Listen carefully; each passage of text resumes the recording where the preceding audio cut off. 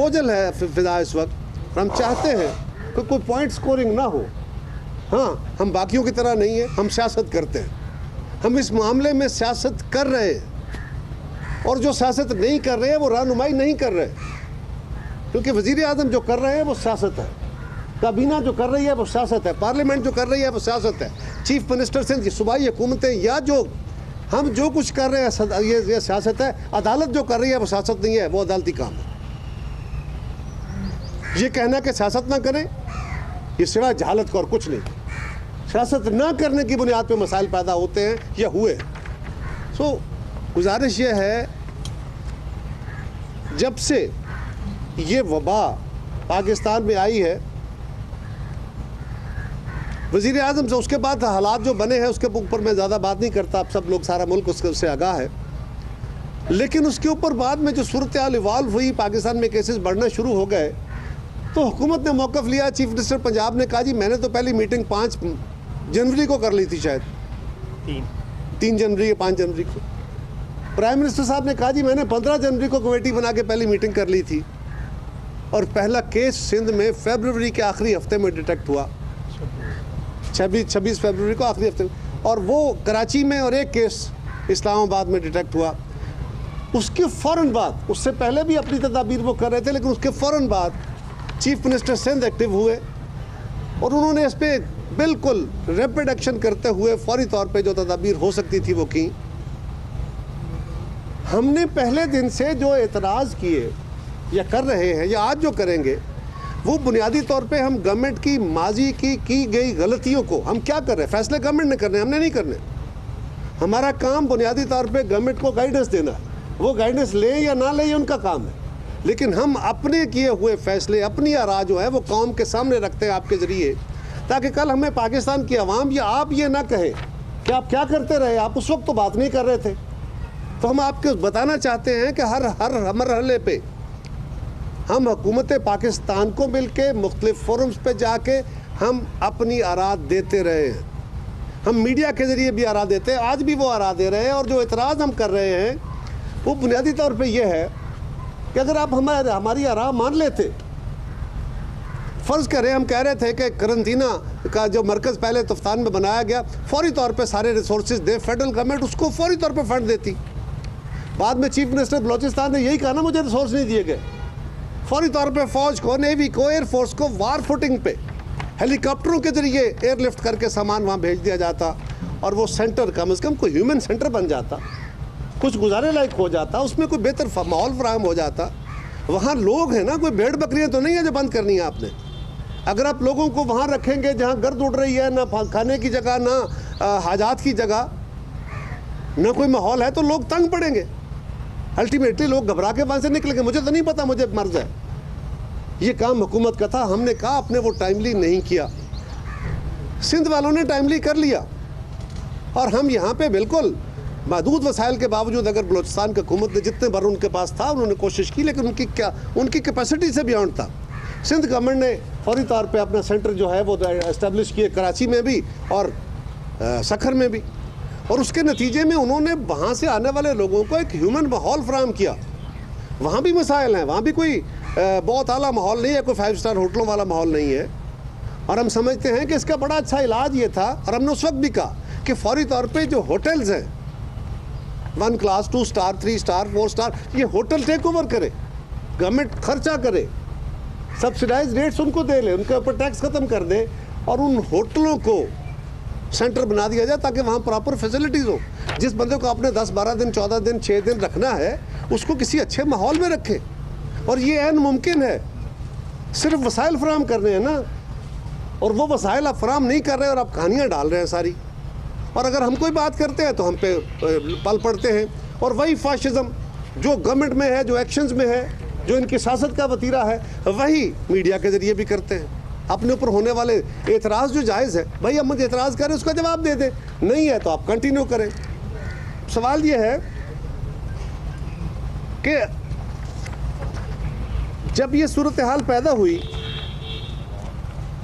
तो पहले कौम से खिताब में वज़ीर आज़म साहब ने कहा कि लॉकडाउन नहीं होना चाहिए। उससे पहले हम सिंध गवर्नमेंट वज़ीर आज़म साहब को ये इन्फॉर्म कर चुकी थी, ये पोजीशन ले रहे थे कि हमें लॉकडाउन की तरफ जाना चाहिए। अब लॉकडाउन हो ना हो ये एक जजमेंट है, ये फैसला है। लॉकडाउन करने वाले जो हैं वो भी अवाम के खादिम हैं और हमें इनकी नीयतों पे भी शक नहीं है। हम ये नहीं कह रहे कि ये बदनीयत है, हम ये कह रहे हैं कि जजमेंट किसकी बेहतर है। हम जिन बुनियादों पे फैसले कर रहे हैं वो पूरी दुनिया ने उस पैटर्न को फॉलो किया है। उस पैटर्न के ऊपर जिन मुल्कों ने फैसले किए वहाँ पे ये वबा जल्द कंट्रोल हो गई है। और जहाँ पे मरकज़ी हुकूमत या वज़ीर आज़म वाला वतीरा इख्तियार किया गया है वहाँ ये वबा फैली है। और यही सूरत हाल जो इस वक्त पाकिस्तान में है, इसी मिजाज वाला बंदा अमरीकी सदर है, वो भी यही काम कर रहा है। वो भी बजाय इसके कि इस तरफ तवज्जो दे कि अपनी कोताहियाँ गलतियाँ माने, आइंदा के लिए तस्हीह करे, वो अपने गवर्नरों से लड़ पड़ा। और यहाँ वज़ीर आज़म साहब हैं कि वो सिंध गवर्नमेंट के पीछे पड़े हैं, पूरी हुकूमत जो है। सो ये फाशिस्ट मिजाज है। अपनी तकरीर कौम से खिताब करते हुए, और कौम से खिताब में क्या कहा? लॉकडाउन नहीं करना जी, बिल्कुल पहले खिताब में कहा। सिंध ने लॉकडाउन किया, पंजाब को मुझे पता था, जो समझदार लोग हैं उनको फॉलो करना है, तो यहाँ पे उन्हें कहा गया कि भैया फॉलो करो। KPK में हुआ, बाकी जगहों पे लॉकडाउन हो गया। फिर अगला कौम से खिताब में कहा गया कि नहीं, वो पार्शल लॉकडाउन होना चाहिए, कंप्लीट लॉकडाउन, कर्फ्यू नहीं लगना चाहिए। फिर नई इस्तलाह आ गई और फिर कहा गया कि जी बलोचिस्तान के CM ने बड़ा काम किया, उसकी तारीफ़ की। सिंध के हुकूमत के बारे में एक लफ्ज़ आज तक, हम तो फिर भी कहते हैं कि फेडरल गवर्नमेंट अच्छा किया तो बिस्मिल्लाह, अच्छा किया तो अच्छा किया। कल CM सिंध ने बाकायदा प्राइम मिनिस्टर का नाम लेके शुक्रिया अदा कर दिया। अरे यार, को ज़बान नहीं घिस जाती? अगर सारी दुनिया कह रही है, आप कहते हैं कि जी ठीक है और बेहतरी करने की ज़रूरत है, पर CM सिंध का नाम ले लेते, कोई कुछ ना फ़र्क पड़ता। लेकिन ये मिजाज बताता है कि मिजाज है क्या। तीसरी चौथी, एक लगातार एक वज़ीर आज़म का मौक़िफ़ है, कुछ और बड़े ताकतवर लोगों का मौक़िफ़ है कि लॉकडाउन नहीं होना चाहिए। हमारा व्यू है कि जो दुनिया कर रही है इसके बेहतर नताइज आए हैं और पाकिस्तान में अगर फैलाव नहीं है। अब ये कहा जा रहा है, डॉक्टर्स बता रहे हैं, फिगर्स बता रहे हैं, हुकूमतें बता रही हैं कि 54%, कल तक 54% स्प्रेड जो था, जो डाटा कल का है, लोकल ट्रांसमिशन हो रही है। यानी लोकल ट्रांसमिशन से मुराद है कि जो लोग यहाँ आए थे पहले तो बाहर से आए, लेकिन अब लोकल ट्रांसमिशन फैल रही है। और यही बात आज खैबर पख्तूनख्वा के हेल्थ मिनिस्टर ने भी कही। मैं बाकी बातें भी उस पर अर्ज़ करता हूँ, लेकिन एक हंगामा है और मुझे हैरानगी है कि वज़ीर आज़म साहब क्या कह रहे हैं कि जी अगर ये हुआ तो लोग बाहर निकल आएंगे, लोग इसको मानेंगे नहीं, हंगामे हो जाएंगे, लूट मार हो जाएगी, अनारकी फैल जाएगी।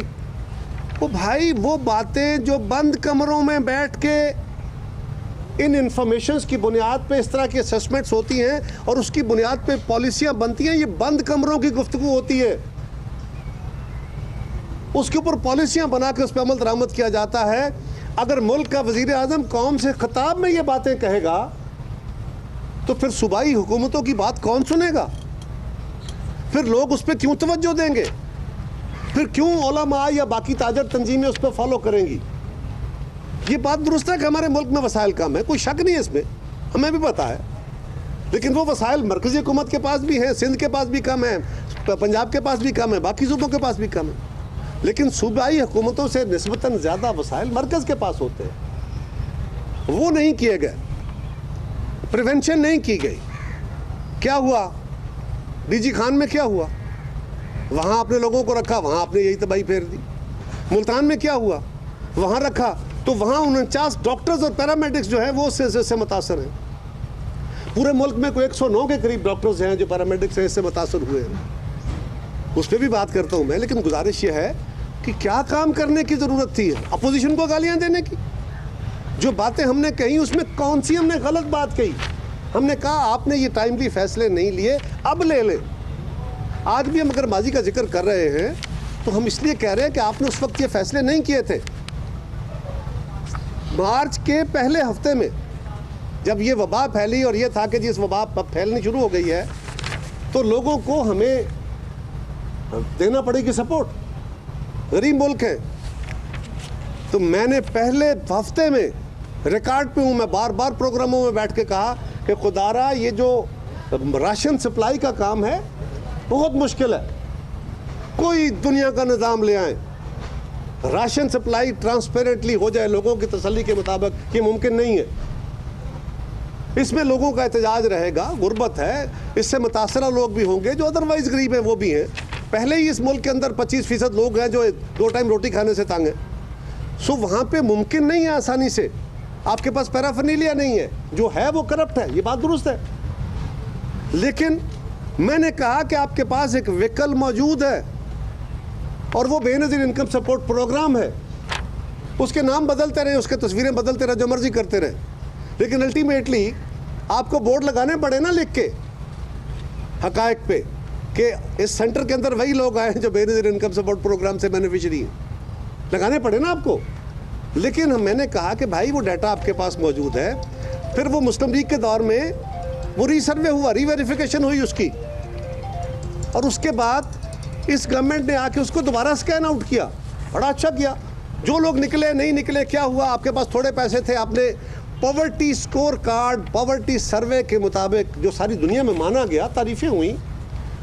पॉवर्टी इंडेक्स को मैंने कहा कि स्कोर कार्ड को बढ़ा दे, वो 16.5 पॉइंट पर रखा हुआ है, इसको उठा के 25-26 पॉइंट्स पे ले जाएं तो आपके पास फौरी तौर पे वो डिटेल आ जाएगी। आपके पास अगर फ़र्ज़ करें 50 लाख उसके बेनिफिशरी हैं तो वो 1 करोड़ हो जाएंगे, 50 लाख लोग उसमें और शामिल हो जाएंगे जो गरीब हैं। लेकिन आपके उस डाटा के मुताबिक वो गुर्बत की उस कैटेगरी में नहीं आ रहे जिसको आप उस वक्त वसाइल दे रहे थे। अब एक स्पेशल सूरत हाल है और उसके लिए मौजूदा चेयरमैन साहबा ने जो पहला निज़ाम था जिसमें ईजी पैसा का भी था, जिसमें मोबाइल बैंक्स का भी था, जिसमें बाकी जो बैंक्स हैं उनको भी तकसीम के अमल में शामिल रखा गया था, इन्होंने आके उसको बैंक अल फलाह और बैंक अल हबीब 2 बैंकों को दे दिया गया। अब उनके अंदर ये कैपेसिटी नहीं है, इसलिए आपको ये मराकज़ बनाने पड़े हैं, फौरी तौर पे आपको करना पड़ा। तो हमने तजवीज़ दी कि भाई आप वो सारे का सारा डाटा आपके पास मौजूद है, पॉवर्टी स्कोर कार्ड बढ़ाएं और इसको ईजी पैसा वालों से, बाकी उनकी क्योंकि ईजी पैसा की और मोबाइल बैंकिंग की तो हर गली मोहल्ले में उनका कोई ना कोई सेंटर मौजूद है, और लोगों को सेगमेंट करके आपके पास डाटा है ना, आप एक मोहल्ले के इतने लोगों को मैं मैसेज दें कि आज आप अपने पैसे ले जाएं, कल आपको दूसरे